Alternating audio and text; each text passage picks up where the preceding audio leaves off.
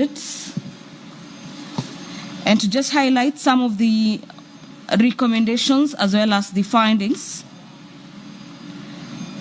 by the Committee on Finance and Budgets. The committee, in its report, about a 30-page report, has recommended that the intergovernmental agreement frameworks for the implementation of projects should be revised to ensure expeditious completion of the projects, that Intergovernmental Relations Technical Committee should spearhead the process of revision of the intergovernmental agreements and ensure that the projects are officially handed over to the beneficiaries of counties, and further, that the committee should submit monthly status reports at the Senate. The committee goes on to recommend that the National Treasury should allocate the remaining balances towards these projects for the financial year 2024-2025, as well as ensure that the additional cost of the projects due to the escalation of the cost of materials and labor are borne by the respective county governments. Finally, the Committee on Finance and Budget has recommended on matters conditional grants usage for the construction of county headquarters that the State Department for Public Works should release the beneficiary counties of all funds allocated for the projects in the financial year 2023-2024 to ensure that there is full utilization of the funds towards the completion of these projects in question. So, away from the resumption of debates in regards to the report tabled by the Committee on Finance and Budget on the 28th of March this year, the House will this morning consider the report of the Select Committee on the County Public Accounts on its consideration of the report of the Auditor General for the renewal and electricity supply in Kenya. Is a motion by Senator Fonyeri, Senator Wahome Wamatinga, that will equally be considered this morning. The business of the Senate is just about to commence in a few minutes from now. The Speaker is already in the chambers this morning. Allow me to hand you over for this live broadcast. Enjoy your viewing. Kutuita kwa nyadhifa za uongozi katika jamhuri hii yetu. Tutakuomba tuwajalie, tuyatende na kufikia mambo yote atakayofikishwa mbele yetu kwa njia ya haki na uaminifu, ili kustawisha amani, ufanisi na heri ya nchi yetu na wale ambao haja zao umezikabidhi mikononi mwetu. Amen.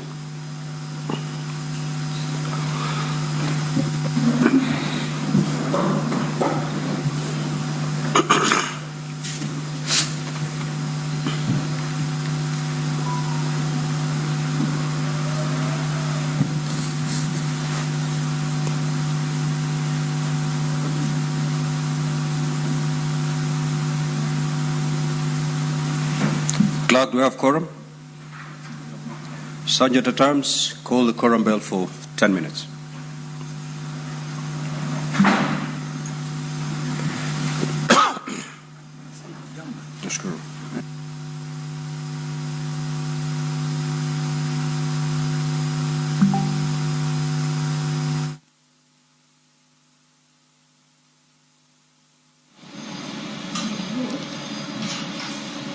The quorum bell is currently ringing at the Senate to give some leeway to senators yet to make their way into the chamber this morning to do exactly that, to raise the numbers required by the House to commence business this morning. And as we await for that quorum to be attained, or to see if indeed that number will be achieved this morning, allow me to take you through the agendas for consideration this morning.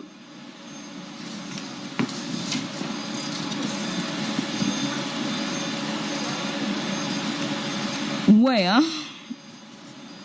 the House will be considering a couple of motions.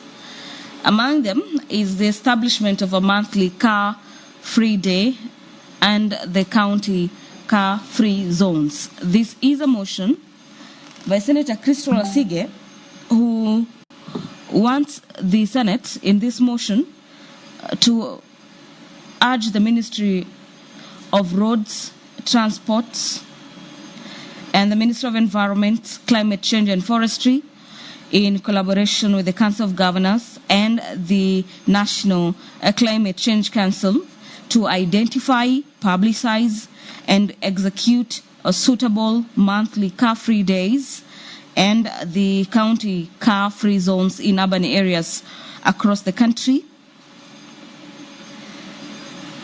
That the Ministry of Roads and the Ministry of Environment, in collaboration with COG and the National Climate Change Council, identify and develop county car-free zones, also known as pedestrian precincts, in urbanized areas where its infrastructure and activities are restricted to pedestrians alone, as well as design inclusive mobility infrastructure that supports non-motorized transport facilities such as pedestrian spaces, bicycle lanes, and green spaces within the central business district of every county, and finally ensure that there is intermodal connectivity among the various transport modes.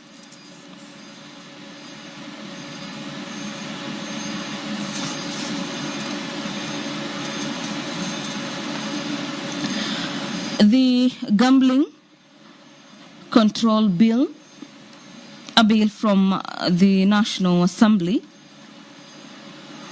Bill number 70 of the year 2023, is among the businesses for consideration today, as well as the Meteorological Bill, Senate Bills number 45 of the year 2023.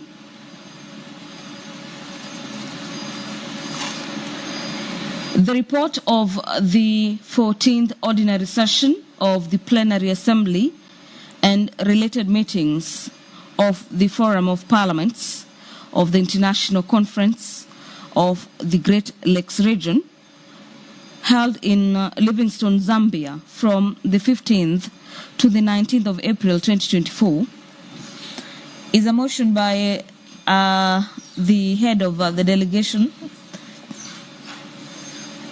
Senator Ali Ibrahim Roba, that the Senate notes the report of the 14th Ordinary Session of the Plenary Assembly and related meetings of the Forum of Parliaments of the International Conference of the Great Lakes Region, held in Livingstone, Zambia, from the 15th to the 19th of April 2024.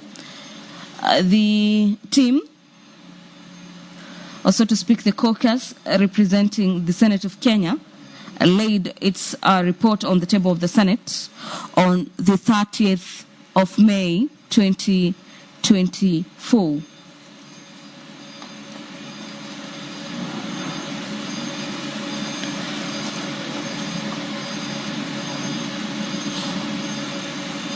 There appears to be a lot of motions lined up for debate this morning in regards to various teams of the Senate that represented the House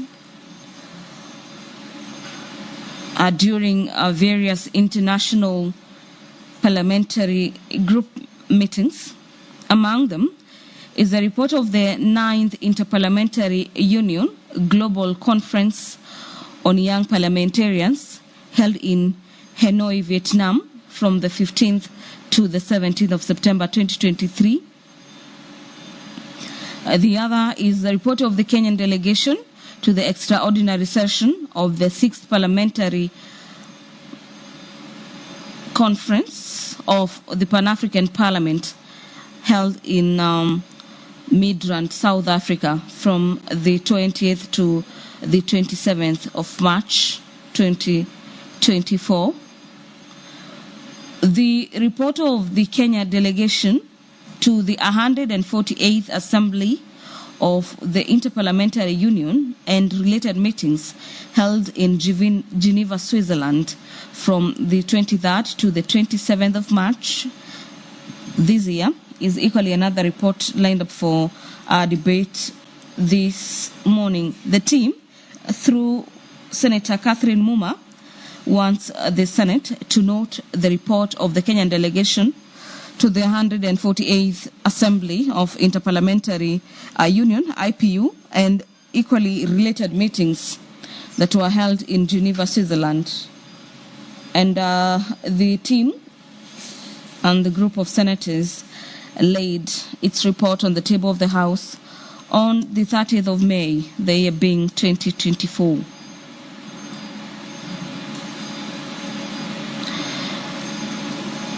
Lined up for debate this morning is a report of the 66th Commonwealth Parliamentary Conference held in Accra, Ghana from the 30th September to October 2023. This group is being led by Professor Margaret Kamar, that wants the Senate to note the report of the 66th Commonwealth Parliamentary Conference held in Accra, Ghana from the 30th to the 6th of October, 30th of September to 6th of October 2023. And the Senate team that represented the Senate of Kenya laid its report on the table of the House on the 15th of February, the year being 2024. This morning, senators will be debating the report of the Select Committee on the County Public Investments and Special Funds on its consideration of the audit reports of the water services providers for the year ended 30th of June 2019, 30th of June 2020, and the 30th of June 2021. This report by CPIC is that the Senate adopts the report of the Select Committee on the County Public Investment Special Funds on its consideration of audit reports in regards to how various water service providers used monies allocated to them. And the water service providers in question are the Amatsi Water Service Company Limited. This is a company based in Vihiga County. Bomet Water Company Limited in Bomet County, Gusii Water and Sanitation Company operating in Kisii and Nyamira counties, Kisumu Water and Sanitation Company Limited in Kisumu County, and Kwale Water and Sewerage Company in Kwale County, and finally Nyeri Water and Sanitation Company are based in Nyeri County.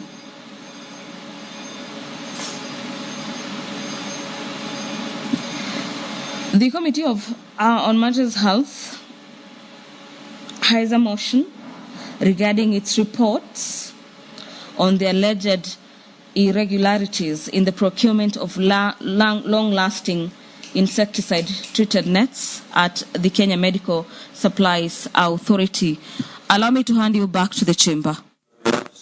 Provisions of Standing Order 42. The Senate stands adjourned until today, Wednesday, the 17th of July, 2024, at 2:30 p.m.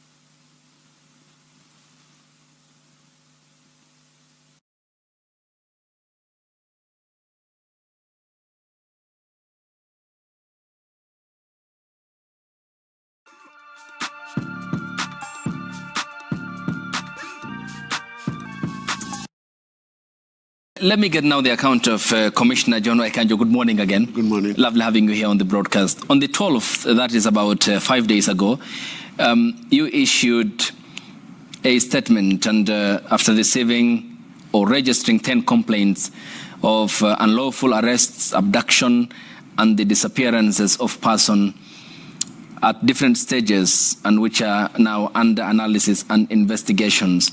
They include the case of Austin Omondi in Nairobi, Gabriel Oguda in Nairobi, John Frank, Nairobi, Dre Mwangi, Nairobi, Shadrack Kiprono, some ever since released, Leslie Muturi, Joshua Okayo, Joseph Mwangi, Danzel Omondi, and the incident in Isiolo County, which involves Mukhtar Tache Ali, Noura Abdi Diba, and Isa Osman.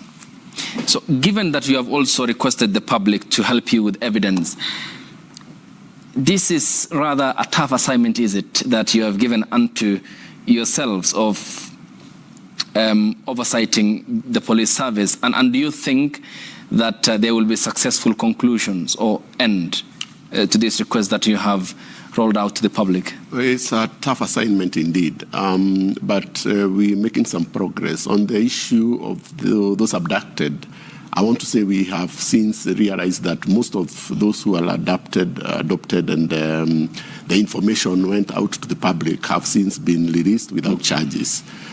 We have others that we have other complaints of abductions, and for those whose abduction were not recorded or did not get to the public, we are yet to get to know where they are.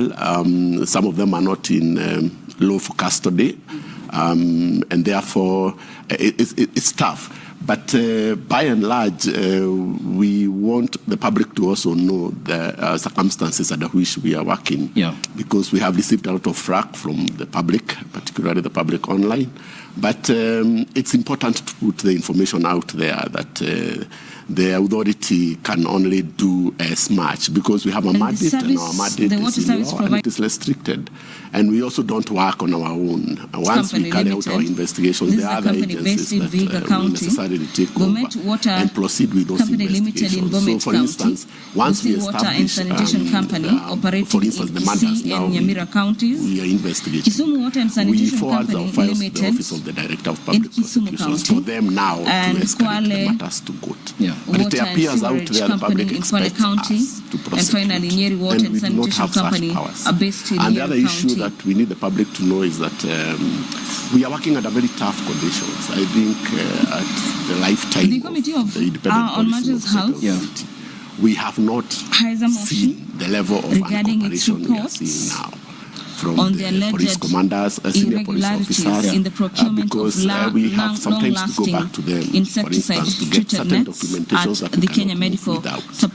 But we have since found a very hostile environment where our officers, when they go out, they are not getting any information, and when we give out summons, we are not responded to. At 2:30 p.m. And we are going out of our way now to push the matter now to the judiciary to issue even warrants of arrest against senior commanders, so that they can come as the next recourse now. Yes, and give us information, because the public is demanding that we do certain things within our mandate. The law allows us now to escalate the matter to courts for warrants of arrest, and we have a tough task, particularly here in Nairobi, because most of the deaths have been recorded here, exceeding 22 deaths. Yeah. And we need to have deployment schedules. We need to have arms registers. We need to know where those arms are and on whose hands. Yeah. So if we don't get information, if we don't get cooperation then from the senior police officers, then it will